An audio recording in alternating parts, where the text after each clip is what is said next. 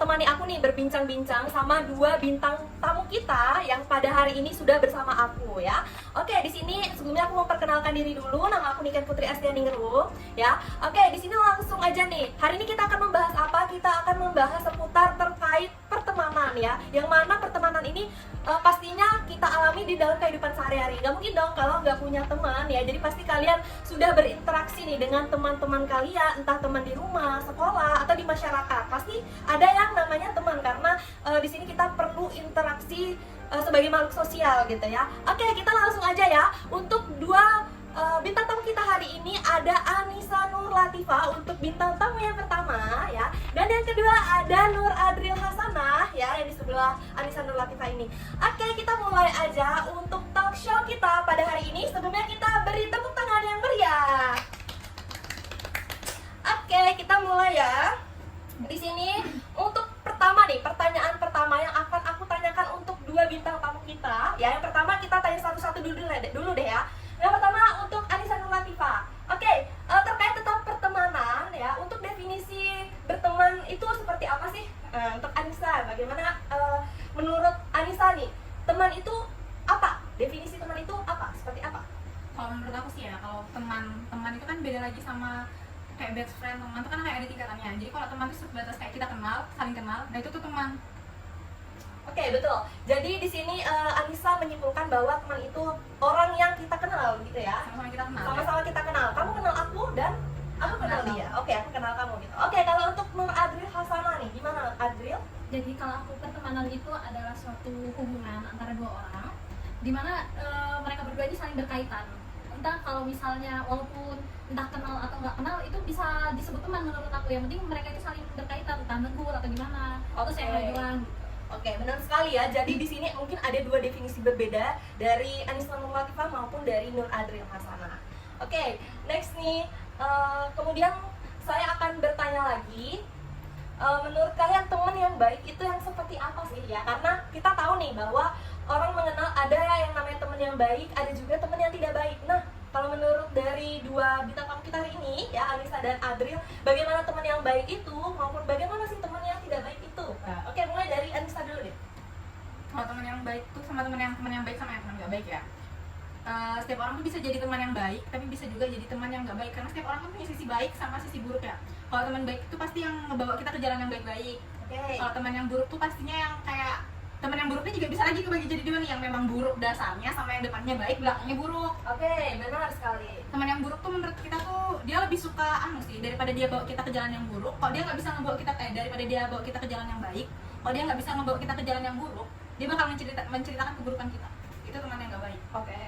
Jadi ada aja pokoknya keburukannya dia. Ya, benar. Oke. Oke. Kalau menurut aku. Oke, kalau menurut Nur Adril nih Kalau bagaimana? misalnya menurut aku itu semua teman itu baik menurut aku ya. Gimana ya? Tapi tergantung pandangan kita ya. Kadang ada pandangan kita yang kayak nih orang kok kayak gini tiba-tiba yang kita anggap teman. Nah, jadi buruknya orang itu bisa tiba-tiba ini ya, namanya juga setiap orang punya sifat buruk masing-masing gitu. Kita bisa mengerti. Tapi menurut aku ya semua teman itu baik gitu. Oke. Kemudian lanjut ya, pertanyaan ketiga nih ya. Perlukah dalam berteman itu kita memilih? Nah, jadi kita perlu nggak sih memilih dalam berteman? Kalau menurut kalian berdua bagaimana? Atau kita semuanya harus kita temenin aja gitu? Atau gimana? Menurut aku ya semuanya harus ditemenin, kayak kita makhluk sosial gitu loh. Masa kita memusuhin salah satu terus kita buat kelompok kan nggak mungkin kan. Jadi menurut aku ya harus ditemanin semua gitu teman itu. Tapi tergantung lagi, kalau misalnya teman kita memang nggak mau berteman dengan kita ya sudah gitu loh, ya udah gitu, nggak usah ambil pusing karena itu tuh kayak kita buang-buang tenaga kalau kita mikirin dia itu. Oh ya. Kalau untuk Anissa gimana? Kalau sepemikiran sama Adil sih, karena kita harus mau nggak mau tuh semua orang tuh harus kita teman kan, harus kita coba, karena kita nggak tahu kan kedepannya kita bakal punya keperluan sama yang ini mungkin, atau keperluan sama yang ini. Tapi ya buat apa nge-spend waktu buat orang yang nggak penting? Selagi dia nggak toksik, selagi dia baik, dia welcome ke kita, ya kita bakal welcome balik, kita bakal jadi teman. Oke, benar sekali ya. Oke, jawabannya sangat memuaskan ya. Pasti dari kalian juga banyak yang berpikiran ya, punya sependapat dari dua bintang tamu kita ini tadi. Oke, lanjut ya, pertanyaan yang keempat ya. Tadi kan udah pertanyaan yang tiga nih. Pertanyaan yang keempat itu bagaimana nih? Karena kita kan tadi masih terkait teman yang tidak baik ya. Kayak teman yang tidak baik.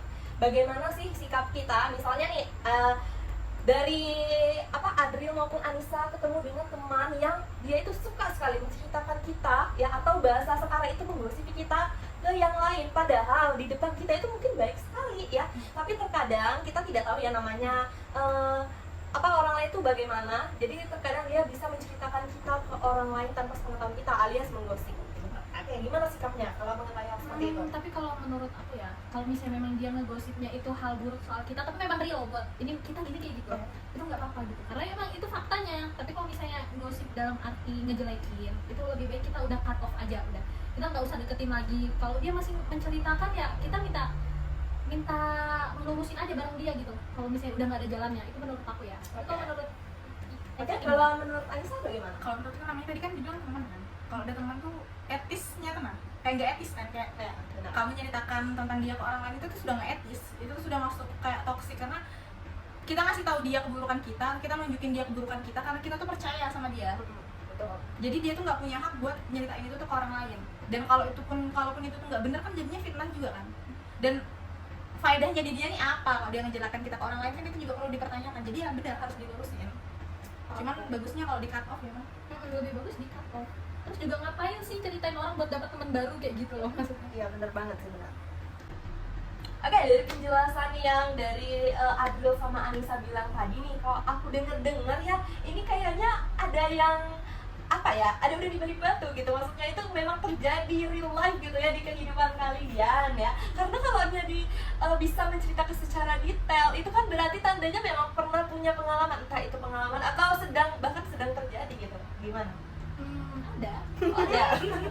Dan deket banget. Deket banget. Ya kan? Pasti di kehidupan kita kan ada yang nggak baik ya, dari sisi-sisi baik itu pasti ada yang nggak baik. Ya betul. Kalau Niken sendiri gimana? Apakah ada temen yang gitu? Kalau dari aku pasti ada ya, bahkan sampai menyebabkan trauma itu juga ada ya. Karena menurut aku itu pasti kita juga pernah ya, entah sekali atau bahkan 2 kali itu bertemu dengan teman yang seperti itu. Jadi kalau kesannya itu, kalau orang kata sekarang itu toksik ya, teman toksik. Jadi nggak cuma pasangan ya, teman pun ada gitu ya toksik. Toksik ini kalau menurut aku dalam artian sama mungkin ya, sependapat nih dengan mereka berdua ceritain orang lain mungkin seperti itu ya, menceritakan kita di belakang ya, itu menurut aku udah toksik banget sih ya. Karena nggak seharusnya gitu, kita udah nganggap dia sebagai temen yang benar-benar teman, tapi ternyata di belakang itu musuh kita. Itu pasti rasanya sakit banget ya, itu bikin trauma yang mendalam. Kita udah percaya banget nih sama teman kita, apa-apa kita ceritain gitu kan sama dia, kemudian tapi kok malah kesannya dia menusuk kita gitu dari belakang. Itu jadi kayak menimbulkan trauma tersendiri kita ketika kita punya teman lagi gitu. Jadi memang harganya lebih harus berhati-hati ke dalam. Nah, jadi kalau misalnya aku sendiri, dia tuh ngambil celah dari sifat buruk kita menurut aku ya. Pasti kalian kenal siapa. Oke. Terus setelah dia ngambil celah, nah disitulah celahnya itu dibuka. Pas dibuka sama dia itu dia ngejelekin yang lain. Menurut aku tuh kayak gitu dia caranya, dia dekatkan diri dengan temannya yang baru.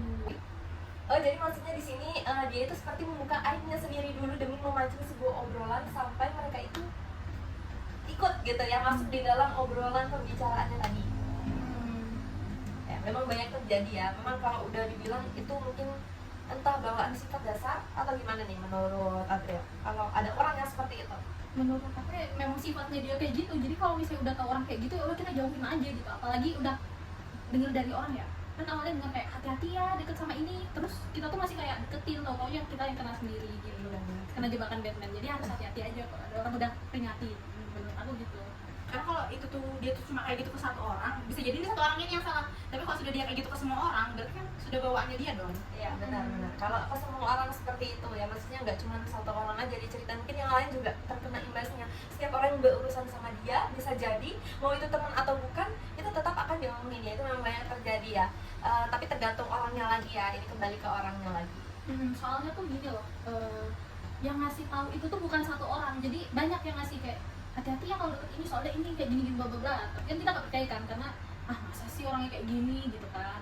Tahu-taunya pas kita ngalamin sendiri, kita aja yang kena jebakan Batman kayak gitu. Jadi kayak menurut aku kalau kita milih teman juga hati-hati. Jangan kalau sudah dia udah ngejelekin orang lain ke kita ya, terus kita tuh nggak kenal nih orang siapa, ya udah berarti kita harus cut off dia, karena ini bisa jadi kita yang kena ntar. Iya benar. Gitu.